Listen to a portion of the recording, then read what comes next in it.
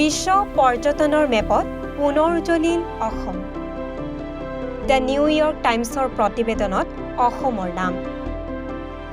চতুৰ্থ স্থানত অসম। বিশ্ব পৰ্যটনৰ মেপত পুনৰ উজ্বলি উঠিছে অসম। প্ৰাকৃতিক সৌন্দৰ্যৰে ভৰপূৰ অসমৰ বিনোদীয়া দৃশ্য দেখি সকলো মন্ত্ৰমুগ্ধ হৈ পৰে। বন্য জন্তু আৰু গছ-লতিকাৰে ভৰি থকা অসমক পৰ্যটনৰ অন্যতম কেন্দ্ৰবিন্দু ৰূপে অভিহিত কৰিছে বিশ্বৰ আগশাৰীৰ বাতৰি কাকত দ্য নিউয়ৰ্ক টাইমছে। 2025 চনত বিশ্বৰ কোন কোন প্ৰান্তলৈ পৰ্যটক যোৱা উচিত সেই সম্পৰ্কীয় এক প্ৰতিবেদন প্ৰস্তুত কৰিছিল দ্য নিউয়ৰ্ক টাইমছে। প্ৰতি বছৰে প্ৰকাশ কৰা প্ৰতিবেদনত এইবাৰ প্ৰখ্যাত বাতৰি কাকতখনে পৰ্যটকৰ বাবে বিশ্বৰ 52টা স্থান নিৰ্বাচিত কৰিছে।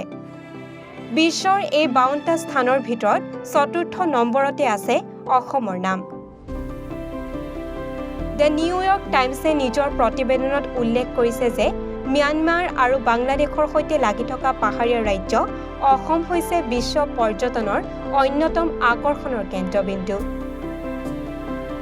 সাংস্কৃতিকভাৱে অতিকে চহকী অসমত চাবলগীয়া স্থানৰ ভিতৰত চৰাইদেউ মৈদাম আৰু কাজিৰঙা ৰাষ্ট্ৰীয় উদ্যানৰ কথা উল্লেখ কৰিছে প্ৰতিবেদনত। বিশ্ব প্ৰসিদ্ধ চাহ বাগিচাও চাব পাৰে পৰ্যটকসকলে। সুন্দৰ পথ যোগাযোগ ব্যৱস্থা থকা অসমলৈ বুলি বিশ্বৰ পৰ্যটকসকল দ্বিধাহীনভাৱেই যাব পাৰে বুলিও উল্লেখ কৰিছে দ্য নিউয়ৰ্ক টাইমছে।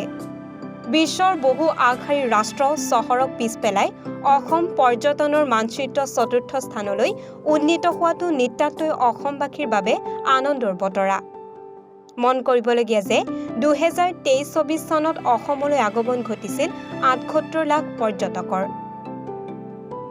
ব্যুৰ' ৰিপৰ্ট, এনিভাৰত 24।